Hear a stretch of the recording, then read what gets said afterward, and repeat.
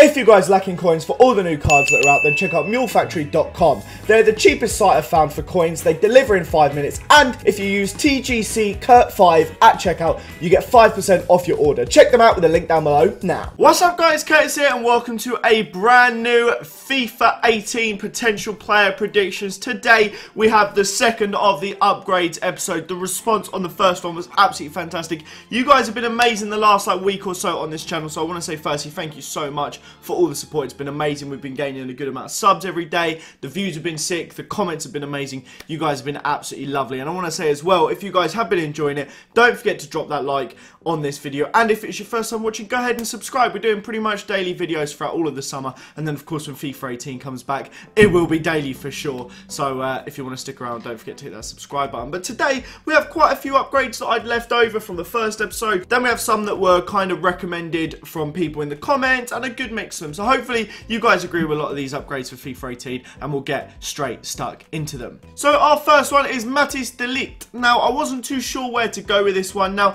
actually looking, it's a bit of a weird situation. He only made 6 starts in the Eredivisie for Ajax, but he played in 8 Europa League games. Now he played 17 games for the Ajax second side, which is, you know, that kind of makes sense. But towards the end of the season, that was when he kind of started. But it wasn't until February that he actually became like a regular feature in the Ajax squad, which I think is quite interesting considering that he went on to play 8 Europa League games, which is absolutely madness. But on top of all that other information as well, he's also been upgraded to a 72 in head-to-head with 87 potential. He was actually upgraded to a 72 on the 4th of May on head-to-head, so I wouldn't be surprised if we see him as a 74. I don't know if he'll go all the way up to a gold, given that he only played half a season, but I wouldn't be surprised at least a 74 for his card next year. Next up, we have DEMBELE, the French one, of course, the one at Celtic. Now, this guy has had a pretty good season. He scored 17 goals in 20 starts for Celtic. I know it's a Scottish league, but he's a very, very exciting young player. He got 3 goals in 6 Champions League games. He's been upgraded to a 73 on head-to-head at the moment. I think he'll be up to a gold next year, and if he is, I have potential hope that he could be a sick little cheap gold card. I don't know if he's going to stay at Celtic. It's looking at the moment like he is, but still having a French card that's gold, so if he gets an inform or two, he could be quite exciting. Should have a good bit of pace. Hopefully he'll be a really exciting player in FIFA next season. But based on those stats, I wouldn't be surprised. Surely they'd give him an upgrade. You'd think they would. Especially considering the season before he'd scored 15 in 37 for Fulham. I know it's a different league, but to go from 15 in 37 to 17 in 20 starts, that is a very, very good upgrade. And I'm sure this guy will be upgraded a few ratings in FIFA next year. I'd be surprised if he doesn't. Let me know what you think down below. Do you think he'll go up? I think he'll go up to a gold. Now, Rob Holding is one that I had to include into this. I didn't put him in the first episode. There was one comment that got about 80 thumbs up on the previous episode just saying Rob Holding, exclamation mark, in like full caps. So I was like, I should probably include him in it. He already got upgraded to a 70 in the middle of May on head-to-head, but as we all know, they usually exceed what they get in their head-to-head upgrades. They usually bump up some more over the January. If you guys don't know, Rob Holding basically became a starter for Arsenal towards the end of the season, and I'm expecting, especially if we continue to play the 3 at the back formation, he'll be starting for Arsenal next season. He literally started every game towards the end of the season against City, against Man United in the Cup, Southampton, Stoke, Sunderland, Everton, Chelsea, FA Cup final. He started in every single game basically from the end of April, really, from the start of April really onwards for the rest of the season. And I think what will happen will be similar to Bellerin a couple of years ago. Even though everyone knows he's going to be a first teamer next year, he'll go up to a silver, and then if he continues to play throughout the majority of the season, he'll probably get upgraded to a gold in January if he's playing well and maintains the form he had towards the end of the season. You never know, Wenger might not play him again. Lots of things can change in football, but I would expect, especially if he's starting during August and early September, just before the game comes out, I wouldn't be surprised if he does get his upgrade to a silver card for next season. Let me know what you guys think. Do you agree? Am I saying this just because I'm an Arsenal fan? I don't know. I think someone that's starting and like was big in the FA Cup and all that sort of thing, I think he'll go up to a 74. That's my opinion. Let me know what you guys think down below. Now, I didn't really know what to do for this one. Henry ONYEKURU was basically, I ended up giving him this rating because it's his head-to-head. Now, he is a 75 in head-to-head. He has been a 75 in head-to-head since the start of May. He was the 74 before, and he basically got his huge upgrade around December last year. He went from a 67, he just kept going up basically. His card's been non-stop on the up since the start of FIFA. He started, of course, as a 64 rated card. He got a team of the season. He's been bought by Everton, and he's gone on loan to Anderlecht. He looks like an exciting young winger. It could be very, very good, but yeah, he's already up to a 75 in head-to-head with these sort of stats. 88 pace, 79 dribbling, some absolutely unreal stats. 4-star weak foot too.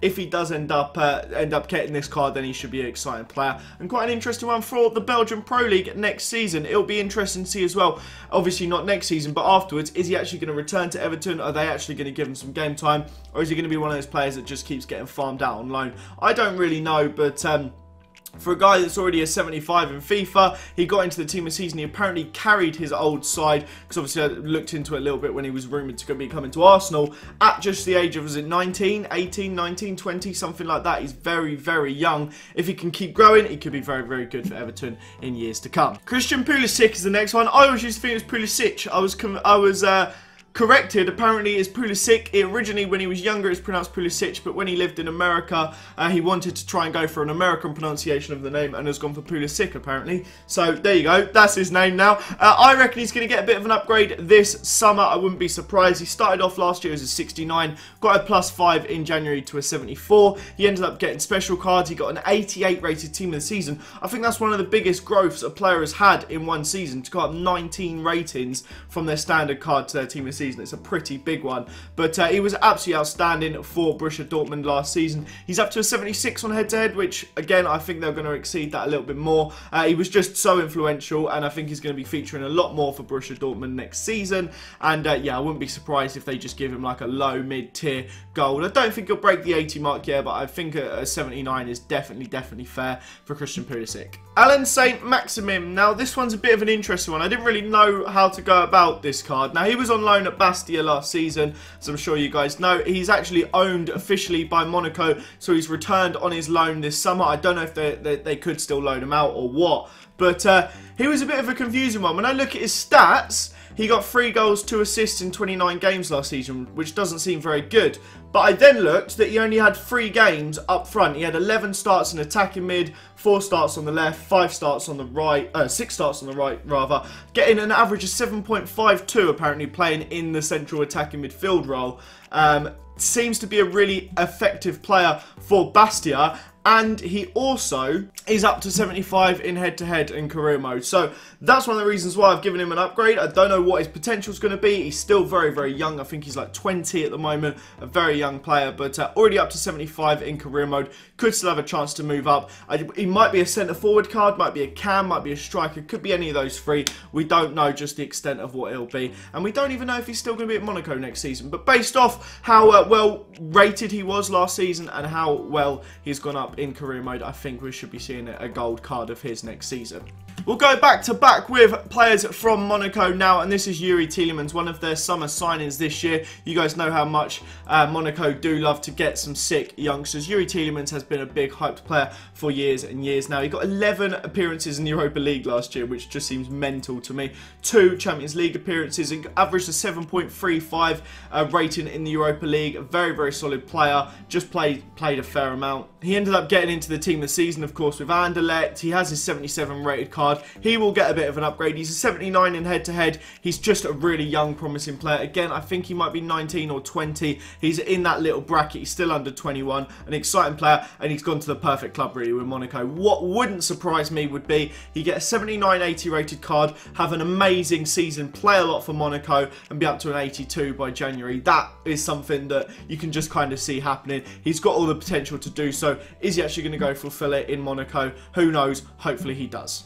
Now this one could go one of 2 ways. Now if you guys don't know, if we go back to just FIFA 15, Corentin Tolisso had a 64 rated card. That was all it was, 64 rated. He was up to 77 and then up to 78 for this FIFA, and then he got upgraded to an 80, of course, in January. Now he's been playing at Lyon. He had an amazing season, and obviously that fantastic season led him to be bought by Bayern Munich. Now, as I said, this can go one of 2 ways. He's either going to go and absolutely flourish in Germany, play a lot of games, and go up to really high rating, or he may just simmer, not really feature, perhaps go along like a Renato Sanchez sort of level, and not really feature. He's 22 years of age, he's about to turn 23, so he's still relatively young, got a long way to go. He's up to 81 in head-to-head. I think they'll give him an 82 rated card, but like I said, it's going to be very interesting to see how he gets on. But the most important thing for me is actually looking at those stats. Now, even that 80 rated card, it's unreal. Every stat is 85 or above. Now, by upgrading it by 2, I've given all of them pretty much a 2 boost in some situations.